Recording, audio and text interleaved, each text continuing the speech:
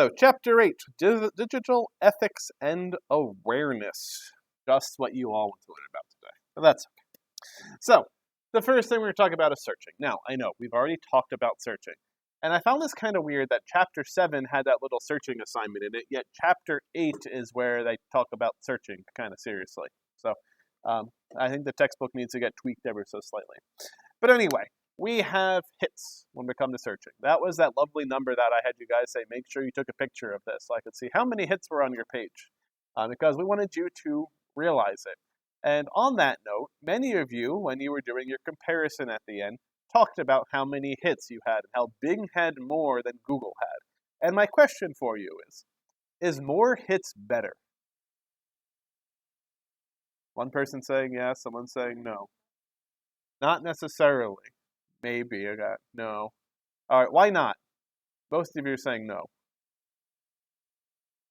Anyone willing to talk up? Right. It's giving you a lot of information. Now you may be saying more hits are good. I think this is probably where some of you are coming from. That the better, more the hits, the better. That's because it's showing more of the internet, and I can't argue that statement. However, remember we talked about how search works on the other week, and just because Bing has more search doesn't mean that Google isn't providing you better searches. All right. It's like if you Google for McDonald's and the search engine shows you all the McDonald's locations around you and all the Burger King and all the Taco Bell and all the, all the other fast food, and you're going, I don't care about those. I search for McDonald's, not fast food. Having more search results isn't better because it's showing you stuff you don't care about. All right. However, if you search for fast food and it's only showing McDonald's, then it's a problem. So it really comes down to the specific search that you're doing. So many of you, as I said, referenced that, yeah, Bing had more search results. And very few of you said that was a good thing or a bad thing. You just mentioned that it had more, which I just found kind of interesting. So I did want to point out to you all that more doesn't necessarily mean better. Google and Bing are probably searching the same, roughly the same cached version of the internet. Yet Google's saying less results because Google's saying that these results are this. All right. The other night I actually tried to go again and find the comparator so I could compare Google to Bing to Yahoo or whatever. And like everything I was searching for was bringing up articles from 2009. I'm like, why was this a thing in 2009 and not today? Like, you would think all of these search companies, these big ones, would want to be able to compare themselves to everybody else, but it seems to be against their user agreements or something to allow multiple searches to happen for from one page or something like that. So that's kind of annoying to me. We did talk about spiders the other day, about how that's what Google calls them because they're creating a web and they're jumping from web page to web page. But whatever you want to think about it, it's just how they're searching for everything. All right. Now, there are such thing called meta search engines. This is not comparing Google to Bing. This is basically Googling or searching through all of them. All right. And this is a meta search engine is a search engine that search other search engines and aggregate the results. So they say, hey, we're going to go search Google and Bing and Yahoo and Yandex, and we're going to put them all together on one page for you. And we're going to try to rank the rankings per se. We're going to say maybe we're looking at what ones do they all pull up, and that's what we're going to show you. Or what about this, or what about that, whatever the magical case is. Some examples of this are Dogpile, Atika, Polymeta, Search Salad, and Seeks. I don't know if any of these still exist. I didn't look at them very recently. I think Dogpile. That used to be a big one. Yeah. Oh, maybe not. Come on.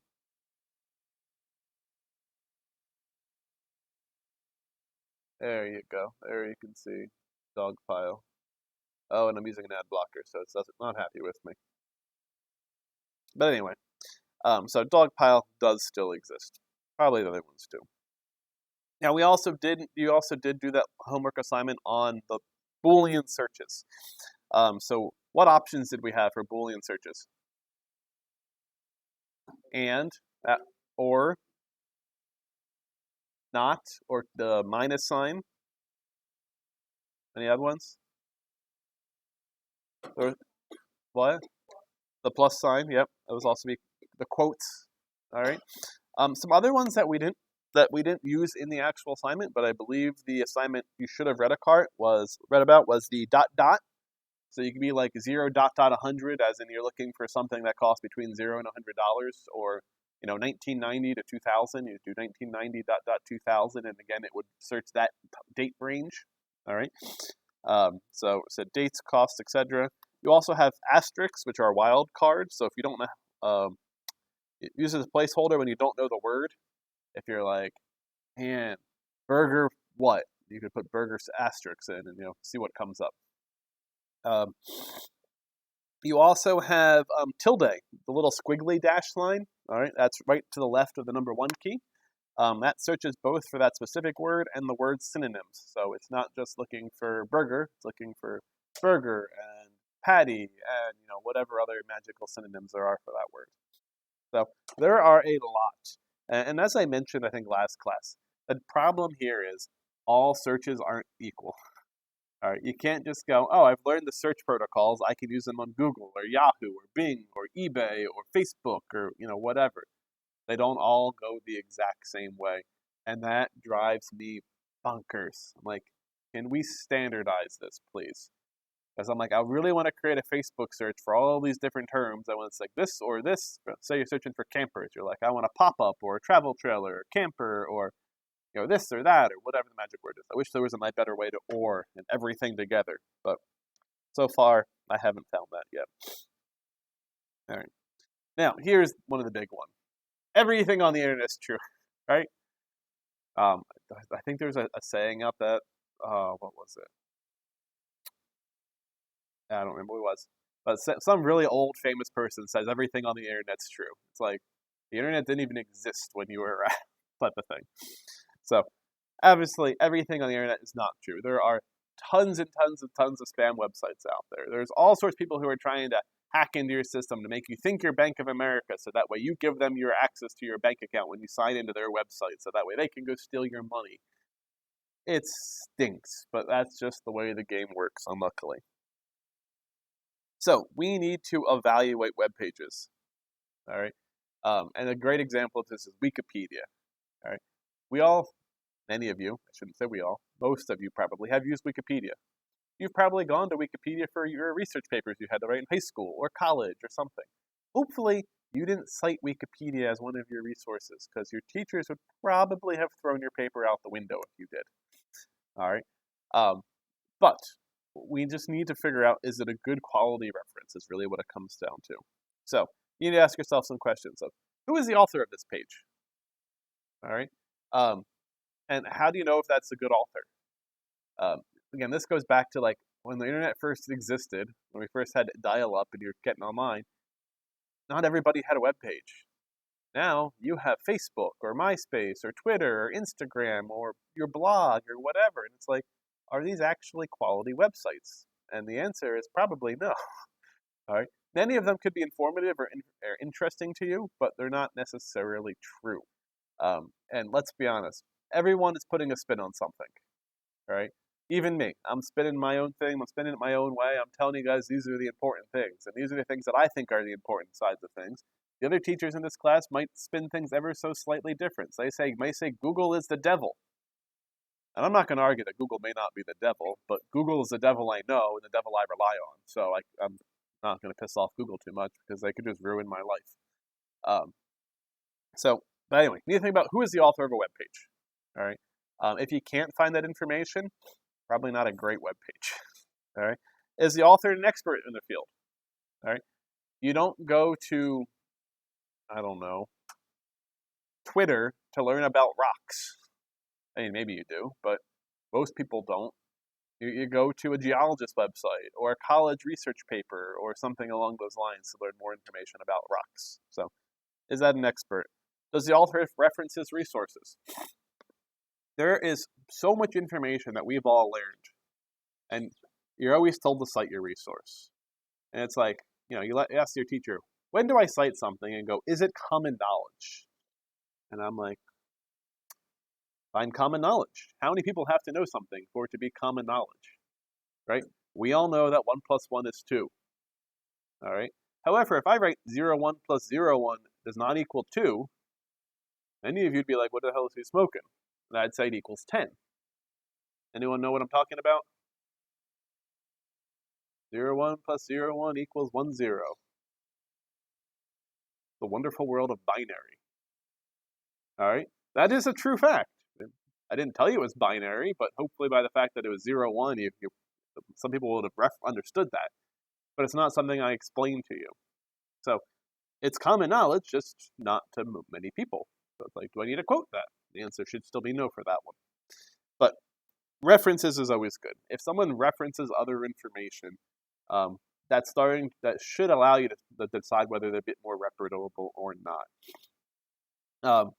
It used to always be, cite the books that you used, and now probably most of what you guys are citing on research papers and things are websites and PDFs and documents that you can download off the internet. When was the last time that any of you guys checked a book out of a library? Anyone done it in the last month? Yeah, my wife has. Oh man, my kids go through books like freaking crazy. There's probably 30 library books at our house. Probably like every other week they're there to trade them out. Yeah, not me. No, I have not checked out a book in a while. But anyway, references. What organization sponsors a website? Do you trust said organization? We all want to trust news websites, right? We all think that they should be a quality resource. Not necessarily the case. All right. Does the author have inherent bias? It's like talking about if you're a Democrat or Republican, and then talking about Donald Trump. One side loves him, one side hates him. All right, and then you have people who are on his side and they still hate him. Little give and take going on. What's the purpose of this page? Is it there to actually give you real good information? Is it there to trick you into clicking on links? What's the magic game that's being played? And there's always, again, some magic game. And this goes back to Google's ranking of websites. Again, it used to be search engines. It was like, you had a lot of the keywords that they searched, so we're going to put your results at top of the page. So people would just spam in like the notes on the HTML, so you wouldn't actually see it. They would just spam all the freaking keywords in the world. So no matter what you search for, their website would pop up. That used to be how search worked. Not anymore, luckily. All right, but that's how the game used to be played. Does the information appear to be accurate? All right, and probably the most important one of all, is the page current? All right, I just explained to you guys a few minutes ago talking about trying to find the search engine comparator websites, and I finally found what I was looking for, and it was from 2009, so it didn't work anymore. All right, and then Microsoft did another one a few years ago called Bing It On. They were trying to compare themselves to Google or Yahoo, I don't remember who. They're trying to prove to you that Bing was the better search option. Again, doesn't exist anymore. Nothing was within the last probably 2 or 3 years could I find. So I was kind of annoyed about that. But it's just like, got to take those into account. I even put 2022 in my search to try to find something relevant to this year, and I couldn't come up with anything. So, is the page current? And again, define current. All right, when you're talking about math doesn't really change. You could have an article from 1980s talking about math, and that would probably still be an accurate page. So it would still be rather current.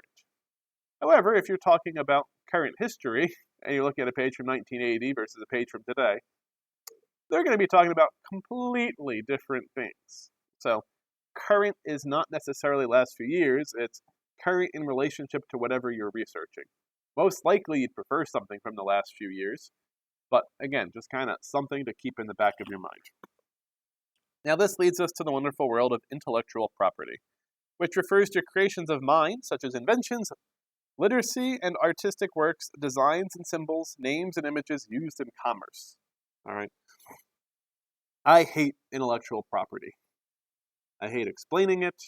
I hate most things about intellectual property because some things that you're like, how is this intellectual property? You're like, you drew an X on the floor and that's now art or something. It's like, how is that intellectual property? I can draw an X on the floor.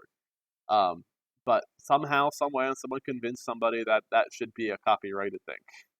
All right. So anyway, intellectual property is protected by national and international laws such as patents for inventions, trademarks, which are logos or symbols that represent a brand, and copyright for literacy and artistic works. All right. A great example of this is there is a new laptop manufacturing company out there. I forget what their name is, but they're all about being able to work on your hardware. So like you can take your computer, your laptop apart and replace the motherboard or the screen or the speakers or the memory or whatever. They're all about reusability. And in fact, they went so far to say, oh, you replaced your main board in your computer. That old one is still good. Here's a 3D printed file for you to print so you can use your old main board as a little desktop type of thing. So they're trying to be nice. And they had a little power button that they could press through that printed in the plastic so it was flexible. And they're trying to do this all well and good. And then they got a patent or a trademark against them because the little power symbol that they designed to be flexible and whatnot was a logo for some other company.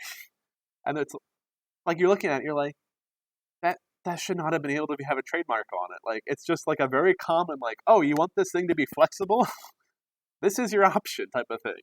But yet someone was able to get a trademark on it, so they couldn't use it, so they had to pull back on their 3D print, and they redesigned it to be some other way that hopefully isn't copyrighted. So it's really annoying in that aspect, which is why I hate trademarks and things. I am not saying that you should not get credit for your own work. If you have a trademark or a patent or a copyright on something, yes, you deserve to get paid for when people use your work. But there are many times where I look at things and I'm like, how is this a patent? Or how is this copyrighted? Type of thing. So, but anyway, something to think about. In theory, every time you write a research paper, that is intellectual property. All right. You do need to read your intellectual property that you stand on. HCC has its own intellectual property that you all should look up, especially if you are a software engineer or a graphic designer or something along those lines. You really should go look up the intellectual property here at HCC if you may possibly create something that HCC could be interested in. Like it's like, oh, you're in a simulation and gaming class and you create a really cool game or whatever that you're now selling on Steam. You should look up HCC's intellectual property. That's all I'm going to say. I don't know where it sits right now, but you should look it up. After intellectual property, we have public domain, which works are not restricted by copyright. They are owned by the public and can be freely used. When you search on images for Bing or Google, we talked about this the other day, that you can search depending on public domain or Creative Commons license. You can actually kind of pick your license that you're looking for the purpose of reusing images and things like that. So you do need to be careful about that for the wonderful world of public domain. So public domain is your best option. If you can find something on there, that means it's free to use. You don't have to cite anything. You can just use it as you sit.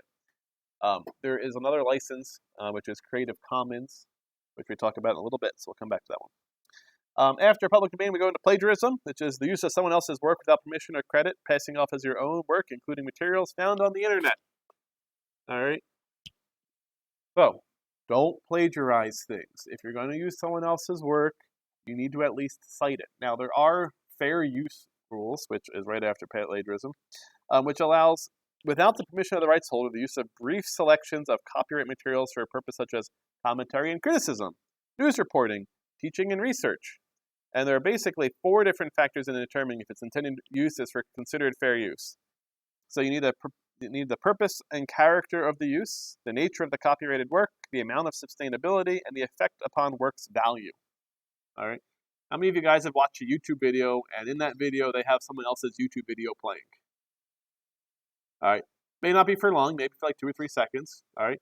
In those cases, that would be fair use because most likely they're watching it so that way they can comment on it. They're going to go, oh, I'm going to talk about this or that or, whatever the magic case is. So there is a very, what I'm going to call a fine line here. And it's actually not so fine, especially in the world of like YouTube. It's like, oh, if you've played more than so many seconds of something, or you didn't get permission to use it or whatnot. You just gotta be very careful about those types of things on the internet. So please be careful is all I'm saying. Feel the air come out the back. All right. This leads us to the world of Creative Commons, which is a non-profit organization that provides free legal tools to change the creator copyright terms from all rights reserved to some rights reserved. All right. Say you created something. You've 3D modeled it, and you upload it to the internet. All right. You could come up with your own basically, license for it. You could say, oh yeah, you can use this, but you have to pay me for it. In which case, most people aren't going to want to use it. They don't want to buy it from you. There's a great website out there called Thingiverse, and it is full, and I mean full, of 3D models of like anything you could freaking want. Is really what it comes down to. And basically, everybody who has uploaded those things to that website, it's under the Creative Commons license, which means you are free to use that in basically any way you want for personal use. All right. Now, if you're not using it for personal use, there might be some restrictions. One Creative Commons license allows you to edit the code. Like if you have a software program that's under Creative Commons, you can use it, but if any tweaks you make, you have to make publicly available. So if someone else wants to use it, they can. This was an issue with Donald Trump's Truth Media, social media, whatever his personal social platform is. He used something that was open source, but the required for that license was you publish all the changes you make, and they never published any of those changes. So they got a takedown request from the owner of the license saying, hey, you didn't follow the rules, you can't use my software type of thing. So a little bit of give and take going on there when it comes to Creative Commons. It is wonderful that the license exists. And you may think, why would anyone put anything up on the internet for free? Right? Well, y'all watch YouTube videos. They put those up for free. Many of those are not getting paid to put those up. Some of them have little, ads at the beginning and, okay, this video is sponsored by so-and-so, but for the most part, they're not really getting paid. Well, they're putting them up there, so hopefully Google pays them for bringing you to their website, all right? So they're trying to establish their credibility. They're trying to get their name out there, all right? So they're trying to become well-known in the world of whatever it is that they're putting on the internet, whether that's CAD files, whether it's videos, whether it's math problem equations, help with homework, whatever the case is, they're trying to get help out there. All right. Now, this leads us to the wonderful world of filtering digital content. All right. How many of you, when you were in high school, when you would go to certain websites, you'd just be like, no, man, you can't go there? Yeah, probably all of you. You may not have tried to explore those websites that said that, but probably if you tried to go to any explicit content on your school computer when you're in high school, they were like, nope, can't go there. All right. I tried to go to websites before, and that's like a perfectly legitimate website. They're like, no, you can't go here. It's like, well, I need information about such and such topic I'm researching. Like, perfectly legitimate reason to go to the website. But I guess the website, the content blocker was like, nah, that's a questionable resource. We're not going to let you go there. But anyway, filtering digital content and censorship includes blocking access to content on the internet or restricting what can be posted or published. All right. Normally, we're looking at this as a restricting access, but when it comes to censorship, what can be posted or published is definitely a thing. So, who may use this? Your parents might use this at home. If they are tech savvy enough, they can use this at home. Every home router that I know I've ever touched has had the option to block things based on content or search words or things like that. All right, so completely doable. Libraries may do it. Schools definitely do it. When I was back in high school, they blocked websites that had games on them. All right, yeah, it's like, oh, this is Bubble or whatever, Bubble Shooter. It's like, no, you can't go to that website. It's a gaming website. We want you focused on educational things here. Like, fine, be that way. So you had to find your ways around those. What it came down to. Yeah, and the argument here is we're trying to protect children. That's really what it comes down to. This would also be considered filtering by most people, not censorship, because we're blocking what you can see. We're not trying to tell you what you can and can't do, type of thing. But yeah, again, kind of a fine line there. Now, there are organizations that provide internet for business purpose, not for personal, that have the right to restrict its usage as well. So if HEC wanted to restrict you to certain websites, they can do that. All right. It's all part of the agreement that you make when you sign up to the internet, hook up to get on the Wi-Fi here. Many of you, when you hook onto the computers, if you log on, any of you read the screen that pops up. It's like, this is for use or for school use, blah blah blah blah blah. You should probably read it at least once, so you know what you're agreeing to when you hit the OK button, type of thing, before you can log on to a computer. That same thing goes with all Wi-Fi you guys are using right now. You have agreed to use that in a specific way, which you may not say, well, I've never agreed to it on my computer. It may not be on your computer, but it probably was on some document you signed when you started taking classes. So just something to be aware of.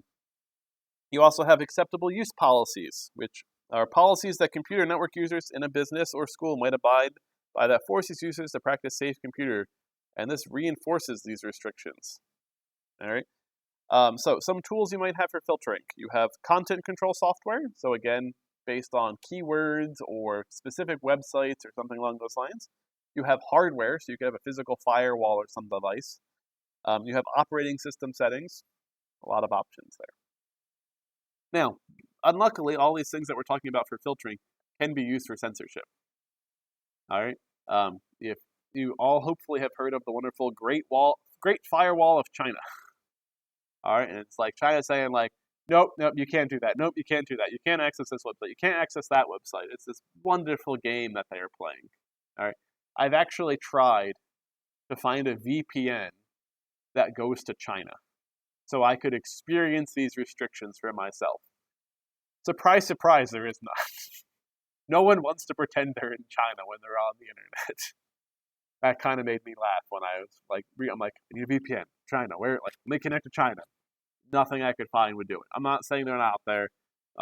It might be some paid ones that I'm not paying for, but like I just wanted a free one that I could just be like, I want to experience the world of a Chinese citizen who can access Facebook or this or that or whatever the case is. And I was not able to find one at least at an acceptable price when I was doing my research. Quick check now to see if mine has added it, but no. Of course, it pops up in the other page. Let's see. Click on my VPN provider. Oh, I have to log in. Log in. All right, but anyway, so a little bit of give and take going on there is really what the name of the game is.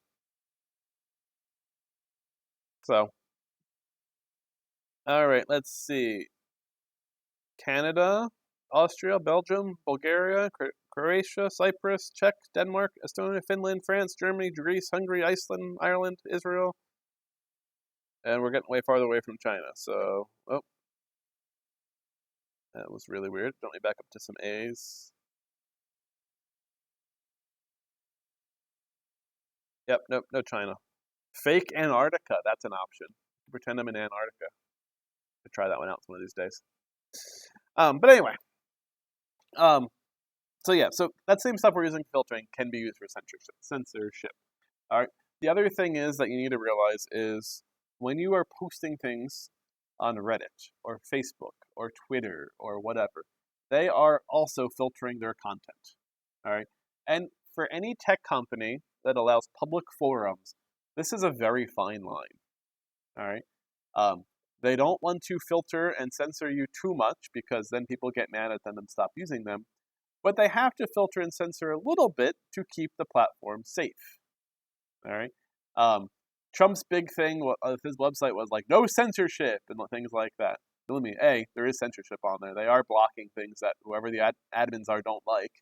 And B, Google won't even let them in the ad store, in their app store, so you can download it until they prove that there is filtering and moderation going on. I guess that's the proper term.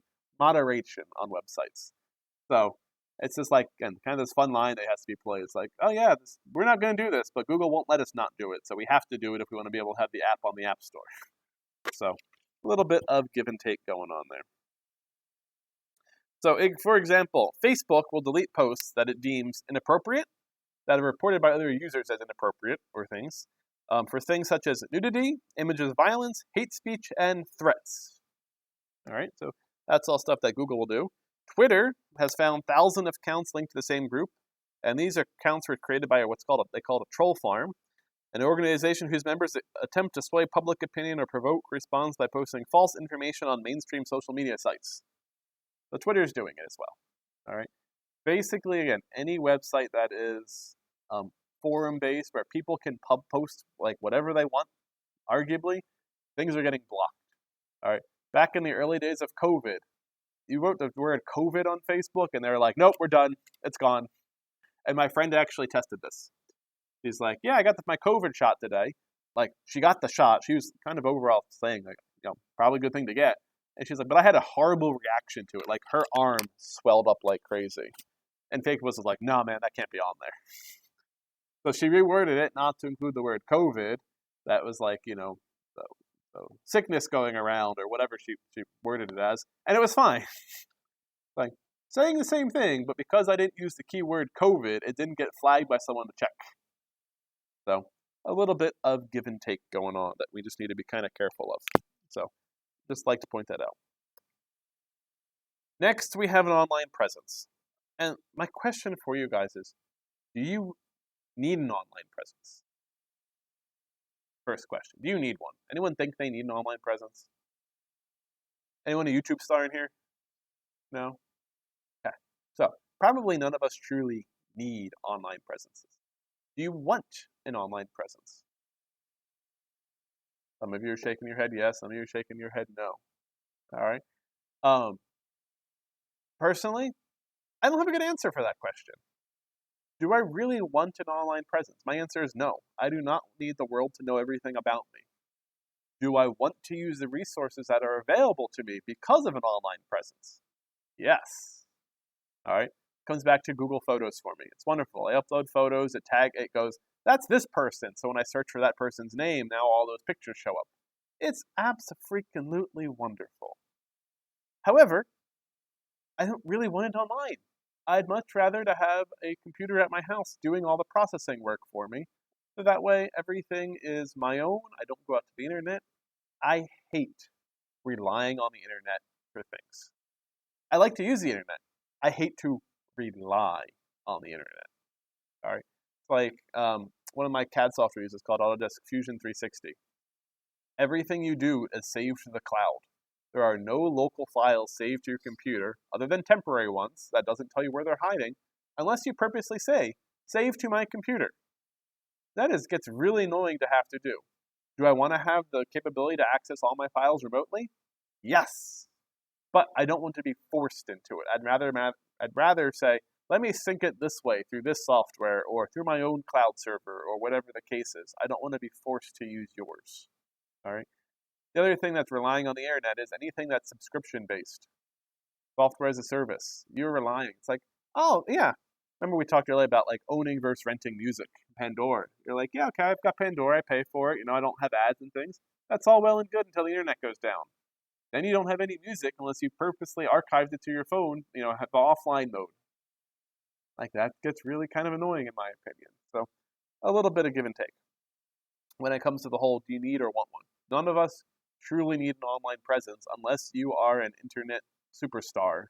You got your 100,000 subscribers or whatever the magical number is that you need to be able to make money off YouTube or whatever the case is. So now, do online presences help you? Yes, they can help you. They can help you get jobs. All right, it's like okay, you're talking to an employer, you're registered, and whatnot. There's all these news articles that mention you. When I back in my undergrad, my junior or my senior year, if you went onto the Millersville website and you searched my name, I was on like 4 or 5 different places on that website because I was part of this team that went to this competition, I was part of that team that went to this one, and this, I was all over the freaking place on that website. And it always cracked me up. So I had one, even though I didn't really necessarily want one. But when it come to getting a job, you could say, hey, look, my college website has my name all over it. It's plastered all over it because of all the different things that I'm working on, which could show that you are a good person, you're a hard worker and things like that. So you may want to have an online presence. But my big thing here, as I'm going to say, whether you want one or not, you need to limit your online presence. Yes, your name is going to be on the internet. All right. And as I said before, no matter what you do, anything that you have digitized is probably digitized forever. It may not be accessible to you, but it's accessible by Google or Microsoft or Yahoo or someone. Your information that you put on the internet is never going to go away. So just be careful about that. Now, we have the wonderful term called netiquette. It's like the term etiquette, but we have the word N in front of it to make it related to the internet. All right. So things that we have when it comes to etiquette. You want to keep messages short. All right. And this is mostly focused at written messages. All right. So keep messages short. Avoid sarcasm. All right. People only can gather information from what they read on the screen. So if you make a joke that I'm going to go cut my hand off, people might not be able to hear you laugh at the end of that unless you put ha ha right after it or something like that. And you could say, I'm going to cut your hand off. And it's like, is that a threat? It's like, no, I'm a magician. I'm going to pretend to cut your hand off. But unless, again, you write all that out, just based on what I'm reading, this is what I have to go by. So you need to be kind of careful about that. So you want to avoid things that aren't very obvious in the written term, like sarcasm. You want to make sure you proofread your messages. How many of you guys actually proofread anything you type before you send it? Yeah, I don't believe that you proofread everything you write before you send it. I'm sorry, I have a hard time believing. Most of it, yeah, but not every time. You're like, oh, let me quick send out this text message. And the worst thing is proofreading your own work, right? You know what it's supposed to say. So when you're reading it, you read what it's supposed to say, not what it actually says. This is why you always want someone else to proofread like your research papers and things, because what you write and what you actually meant to write are two different things. So it's always best to have someone else proofread long things. I'm not saying every text message you write, you should go, hey, did I type this out right? Because that would just be really annoying. Avoid all caps unless it's very important, right? I just put an announcement for you guys today saying that next week we're starting on the office stuff and that you all should come to class next week for at least the first day because it's a whole different game that we're getting into. And I like to introduce it to you in person and not have you all emailing me the first day going, how do I do this? And what's that? And what is this? And why did I lose points? Much rather just describe it in person. So, avoid acronyms if possible. Avoid sending a flame. And this is a message that expresses an opinion without holding back any emotion and that may be seen as being confrontational. All right. Don't you guys love reading posts from people on Reddit or Twitter or Facebook or whatever, and you read it like one way and your person next to you reads it another? The person next to you laughs, and you're like, how can you laugh at that? And they're like, it's funny. You're like, no, it's not. And then once you start having a conversation, you're like, oh, that was Joe who wrote that? Oh, okay. Now I can see why you think it's funny, because Joe only ever posts, stupid things on the internet or whatever the case is. So, also, you want to consider the recipient. Who's receiving this? If I am receiving it and you're writing this to your teacher, you don't want to go all text messagey shorthand on this. If you're sending something to your best friend who understands your shorthand, by all means, go all shorthand. So, be careful. All right. Now, you want to maintain healthy workspaces and healthy work-life balance. You don't want to stare at a computer screen all the day. That's the first thing. But more importantly, comes to ergonomics. This is the study of the relationship between workers and their workspaces. And it defines how to set up workspaces for optimal productivity and reduce the recurrence of illness and musculoskeletal disorders. And I'm pretty sure I've already given you all my example of COVID hitting and me messing up my neck. All right, my monitors are mounted too high. I was constantly looking up. Not very much, maybe just an ever so slight bit. But as a person who is 6'1", 2, 3, whatever magic number is, I know all you short people are like, how does he not know how tall he is? It's because being tall, you don't really care. It's just you're too tall. Yeah, I was looking up ever so slightly too much, and I'm not used to looking up at things. I'm used to unintentionally saying, I'm not saying I'm looking down at you, but most of the time, people are shorter than me. Things are shorter than me. I have to look down. So me spending 8 hours a day looking up constantly screwed up my neck. Bad. I'd get shooting pains down into my arm and my back. It was not fun. To the point that I went through physical therapy for it. So once I realized someone mentioned that it might be my neck or something like that, I was like, I know monitors are too high, so I put them back on my desk, and that has helped a lot. So every once in a while it comes back, but still something I hopefully have dealt with for the most part. But your desk, your chair you're sitting in, is it ergonomic? All right. If you actually read about things, you should not sit in front of a computer screen 8 hours a day. Even if you have to be in front of that computer screen 8 hours a day, you shouldn't sit. You should stand some. You should get up, walk around. All right. This is why the wonderful world of sit-stand desks have come into be common practice. So you have a desk that either is tall with a tall chair that has a place to rest your feet. You don't want your feet hanging. You want your feet resting on something. For those short people, I'm sorry if your feet don't reach the floor. Put a box or something there if you put your feet on. But yeah, so sit-stand desks, either they're tall or the desk actually adjusts. There are many that have motorized sliders on them. We used to have one in here, I thought, but maybe not. But the desk will actually get taller for you at the push of a button. Some of them are just like this thing that you put on top of your desk that like pivots up. So that way, normally your desk is low, but it's a cheaper way than buying a whole new desk. So lots of options. So the chair you're sitting in, you want to be a good quality chair. Some people sit on yoga balls all day, and that's to force them to keep their back straight, from slouching and things like that. So just kind of something interesting to do. So, yeah, something that you want to think about. And how do you present yourself online? And this is your digital footprint. So this is all the information that someone can find out about you by searching the web, including what social networking sites use, online gaming, forums, and much, much more. Um, and people have been fired over social media posts, over speaking their opinion on things. This has run rampant. And to me, it's questionable. But really, you want to be careful what you post on social media. All right? You want to be careful who can see what you post on social media. You might think, oh, my boss is friendly. Yeah, I'll let him be my friend on Facebook. You might go get a beer with him or whatever every once in a while. But if he can see your Facebook post and someone comments about what you've said, and he can see it, now he might technically have to fire you no matter how good of friends you are. So you want to be careful about those types of things. All right. This is where the wonderful world of LinkedIn comes in. It's the business Facebook. It's the business social media. It's the one that people don't post a lot of stupid things. So that's the one that most people let be visible to the world. Now, on this topic, I suggest, and this is going to be a hard one for you, that you all use different usernames for websites. You might want to go, man, but I really like SwampRat36. That's my go-to one for everything. It's like, well, yeah, but once someone finds you on one, they go, that's their username. Let me search for that on all these different websites and gaming communities and whatever. And all of a sudden now they're like, oh, all of these things are pointing me back to this one person. So they can gather a lot of information out there. I've told you guys that I always find it interesting to Google myself every once in a while. The other day I typed my cell phone number in. That was kind of creepy.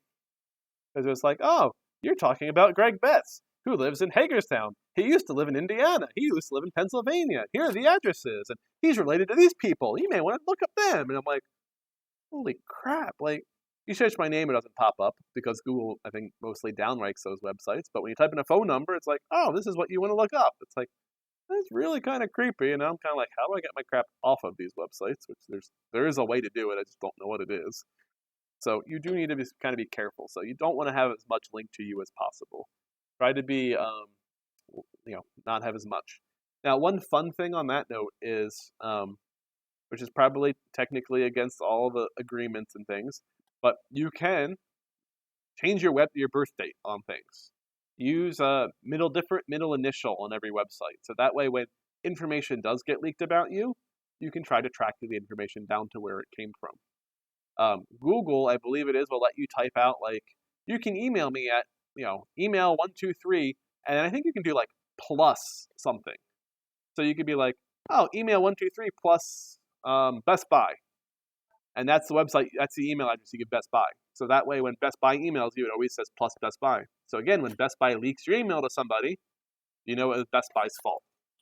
So it gives you a little bit way of tracking information of who let the information out, and you can attempt to hold people responsible. It's not going to work very well, but you can at least attempt to do it. Now, after this, let's lead us to the wonderful world of e-commerce. And you have social media marketing, or SMM, and this is the practice of using social media sites to sell products and services. How many freaking ads do you guys see on your social media sites daily? My answer? Too many. All right. But that doesn't stop them from doing it. And this kind of leads us to the wonderful world of e-commerce. So up there, you can see we've got a few different options. You've got business to business, B2B. This is buying and selling. E-commerce is buying and selling products and services on the internet, and there are three main categories. So B2B, where one business provides products and services to another. A good example is to be like a vending machine company. Vending machine company may directly be selling to you, but they're also selling their equipment to someone else. So they're like, hey, I'm building this vending machine. You want this as part of your business, so I'm selling it to you that way. You have business to consumer. This is the one that you all are interacting with as non-businesses. So as an individual buying something, you're doing business to consumer. Most companies that you know of. This would include places such as Etsy, because that is a small business on Etsy selling something to you. The last one is consumer to consumer, and this is where you can find, sell, or trade virtually anything on the internet. Great example of this would be Facebook Marketplace, all right, or Craigslist. I am very sad that Facebook Marketplace is beating out Craigslist. Oh, I so prefer Craigslist. There's no ads. Your searches actually work well. You can organize things how you want. Facebook's like, nah, you want to look at this way. I'm like, no, I don't. Stop trying to sell me all this crap. I don't want anything that's farther than 20 miles away. And they're like, here's something with shipping. It's like, no, I want to go see the used item before I buy it. But anyway, so consumer to consumer. So that is out there. Now, whenever you are shopping online, do it wisely. All right. You can get bit in the butt. You're like, okay, I'm going to buy this thing off Facebook. And the person's like, send me a personal check and I'll mail it to you. You're like, all right, I'll send you a personal check. You do that, there is absolutely zero protections for you. That person can be like, no, I never got a check from them. Or, no, that's not what that was for. That was for some other thing. You can get royally screwed. So you want to be very careful about sending money. All right. If you can, Facebook has a built-in sale option where you can send your money to Facebook and Facebook will send their money to the person selling the thing to you. That way, if you don't get it, you can go, hey, Facebook, I never got this, or they never shipped it, or whatever, and Facebook can now hold them responsible, and they can get you your money back. All right. Same thing with, what is it? PayPal. All right. PayPal is a great way to send money to someone you're buying something from. Don't use friends and family on there. Yes, it will cost an extra possible like 3% or whatever the magical number that PayPal is taking. But again, it's now a business transaction, and PayPal can start holding things responsible, and you have a way to get your money back. If you send your money to friends and family, and PayPal, you're like, hey, PayPal, I never got what I bought. Can you get my money back? They're like, go talk to your friend and get your money back. And it's like, well, they're not my friend. Well, then you broke our terms of service when you use friends and family. So you want to be careful about any time you're sending money those types of ways, especially when you're buying a product. All right. Anything that is like a straight up cash deal that you're not like having some sort of protection on, you want to be careful about. This also goes, which I am not a money expert by any means, but I have been told credit cards versus debit cards. Many of you parents have probably said, you only will use debit cards. That way you only spend the money you have. And I cannot argue that statement. However, when your debit card gets stolen and money gets taken out of your account, you are now left fighting for that money. Credit card companies, on their hand, they stole the credit card's money, not yours. So they're the ones that are fighting to get your money back. So I highly do suggest using credit cards, but you need to use them wisely. All right. If you can't use them wisely, don't get one. Really what I want to say. All right. So that goes with shopping online securely. That's part of the whole SSL, which is your secure socket layer. This is also HTTPS. So this is our way of being secure about things. Now, the book talks about collaboration tools, and they're talking about all of these things. But a few things that I want to talk about are response times. All right. This is a vote for. I want to know from you guys. How quickly, if you need information right this moment, how do you guys do it? Do you send a text or a message, an email, or do you make a phone call? Which one? What one? Do you send a text? Phone call. How many people think text? I got one vote over here. Anyone else? Two? How many think email? How many think phone call? I agree. I think phone call, like if I need information right now, I'm calling your butt. All right? And I hate calling people I don't know. I hate it. But I'm like, if I really need information, I'm going to call you. All right. My dad was talking to this about his business group, and they're like, no, text messages are what people expect to get the quickest response from. And I'm like, I'm sorry. Kind of like drive-throughs. I'm like, I'm sorry. I came into the store to get my food. Probably should serve me a little bit quicker than the person who's just sitting in their car. Like, they're comfy. They've got their heat going, whatever. They got music playing. They can wait. I am standing here at your counter. Might want to, in my opinion, you should probably serve those people first. Yet that is not how the wonderful world of food works. It's the people in drive-thru who get served first, and online orders. It's really funny. If you ever go into like a Dunkin' Donuts or something, and there's a very long line, just open the app, place your online order, and I guarantee you will get it quicker than waiting in that line. Not just because you placed your order quicker because you didn't have to wait, 5 minutes to get your order put in, but just because they prioritize online orders and drive-thrus over people in the store. Bothers me. I think it's backwards. But anyway, so I did do some Googling on this. Now, I don't truly trust this because the website was blog.htc.ca, so I don't truly trust information, but this was some response times. And they said for text messages is 1 hour response time. Email for a client, so again, it's your business and the client's contacting you, you should get back to them within 4 hours. And if they leave you a voicemail, it's 4 hours. So again, people are thinking if I text you, I'm going to get a quicker answer than if I leave you a voicemail. And I'm like, well, it's still, and this does say voicemail, not phone call. I think if it should say phone call, it should be like minutes type of thing. But I just found that very interesting. So, kind of, yeah. Anyway, collaboration tools, we have different messaging options. We've talked about Discord. Slack is another possible option. Windows has Microsoft Teams, so all sorts of options there. Same thing with emails, video calls.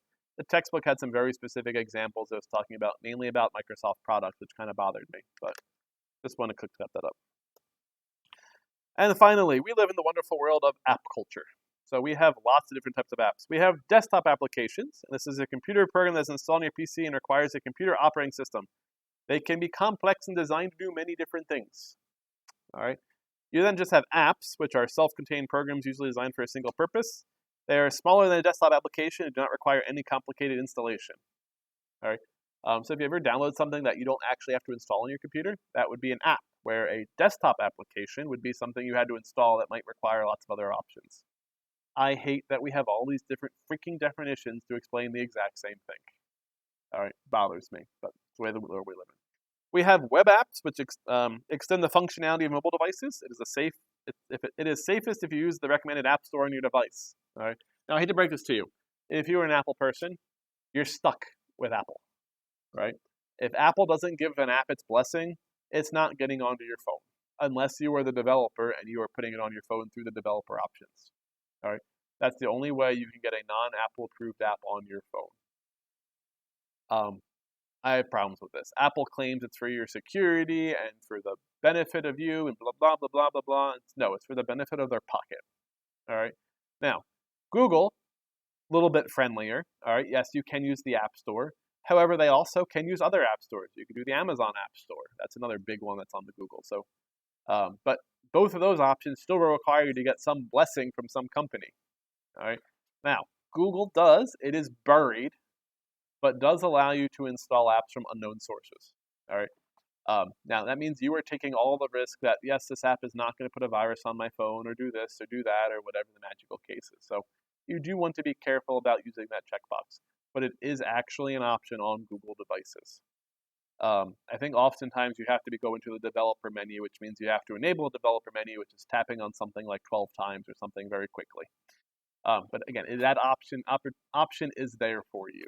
So I do have some kind of problems with that, but that's a different game. But so for safe purposes, for viruses and whatnot, using an app store, a well-known app store, is highly suggested.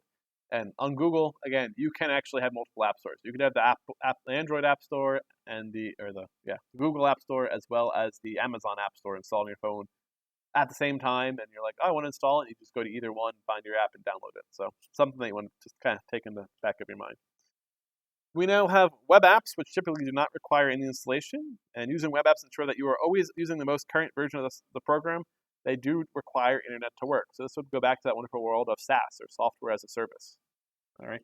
Again, I love the idea behind them. I hate the word internet required. It's like, no, I really just want to install it on my computer. Let me just have a local copy. That's what I really want.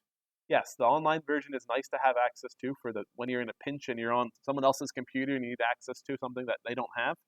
But for the most part, I'm like, let me install software on my computer. Don't give me a subscription. Let me buy it and be happy. Leave me alone for the rest of my life. That's never how it works. All right. And how do we profit from apps? We've already talked about this a little bit, but I'm just going to relay this again. We have pay-per download, so we charge a fee up front for the app. So it's like you're on the App Store and you're like, $3, here's your app, have a nice day. Hopefully you come back and to us again. You have subscription, which is a regular recurring fee for use. This could be monthly or could be yearly, depending on it. Or the company could offer you both and maybe offer you a discount if you do yearly because they know you're going to get your money for the whole year that way. You have in-app purchases, which charge traditional lives, levels, or features from within the app. These are usually very small amounts and often referred to as micropayments. All right. Yeah.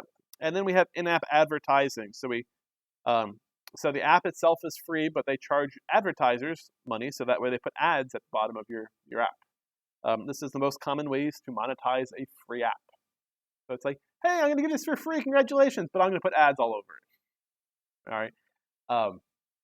Personally, if you have an app that is ad-based and you really like the app, spend the $3 or whatever the app is and upgrade to Pro or buy the ad-free version of it. You will thank yourself. All right. One, they've actually done research, and the apps without the ads run better because there's not all this information dealing with ads happening in the background. And normally, if you look at those ads, there's normally like flashy things going on, like trying to bring your attention to it. The ad's changing constantly. So not only is it using up more processing power from your phone, which means it's using up more battery power, it's also using up internet because it needs to go download the damn ad. So if you can, and you really like an app, go pay the money for it. A, you're supporting the developer, which is a good thing. B, you're getting rid of all those other downsides. You're not using as much battery. You're not using as much internet, and your phone's going to run better. So I highly suggest doing that if you have the capability.